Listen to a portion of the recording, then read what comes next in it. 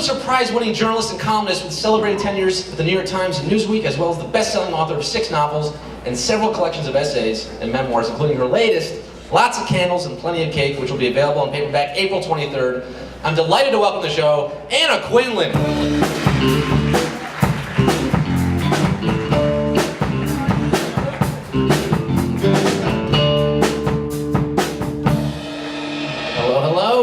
Love that theme music. Do you like that? Yeah, I was saying that I was on a radio show in Chicago a couple of years ago and they played Little Miss Can't Be Wrong. Really? I was pretty excited about that, but this is good too. It's a Cake song. Are you familiar with the band Cake? Yeah, yeah. Oh, yeah? Yeah. You're hip, Anna. You're really hip. You are. I mean, your kids are hip. They kind of keep in the loop. That's what it is. My kids are hip and they try to keep me hip, although if I stray too far into like hipdom, like I texted Christopher today and told him that I didn't want to harsh his buzz, and he was like, okay, stop it right now. Wow. Yeah.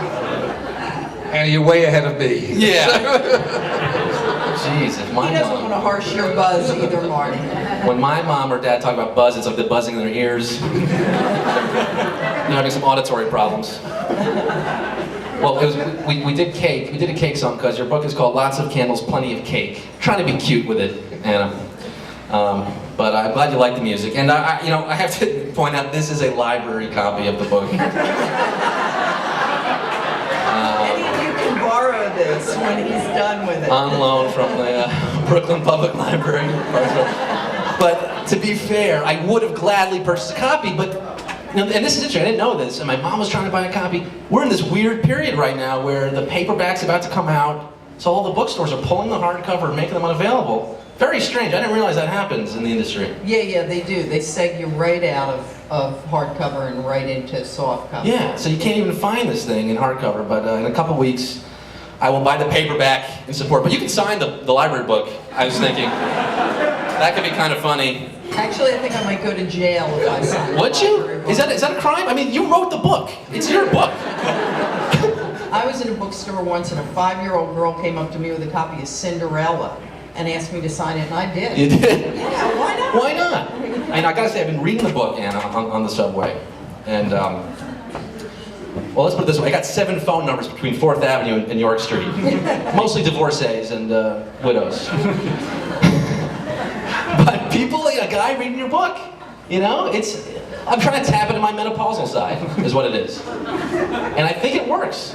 Is your audience, it's mostly women, is it fair to say? Well, first of all, the fact is, and I don't mean this in any way to reflect on the male gender, but most hardcover books are in fact purchased by women. About 85%. Really? Yeah, and all the rest is Tom Clancy. The rest are comic books.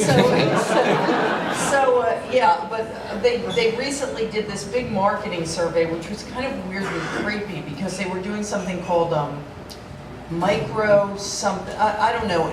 It all consisted of following people around on the web. I kept saying, "Is this ethical?" But Yeah. they figured out, that it's basically women between the ages of about 35 and not being able to read anymore because the home doesn't have any books.